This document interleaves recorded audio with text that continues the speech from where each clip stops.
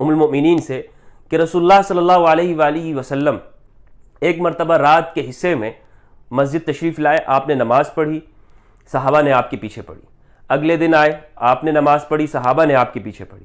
تیسرے دن آئے، صحابہ نے آپ کے پیچھے پڑھی۔ چوتھے دن جب آپ نے دیکھا کہ مسجد وہ صحابہ سے بھر چکی ہے اور اس میں یعنی کوئی لوگوں کی گنجائش اب موجود نہ رہی، تنگ ہو گئی لوگوں کے لیے، تو آپ صلی اللہ علیہ وآلہ وسلم اس دن صحابہ کے لیے نماز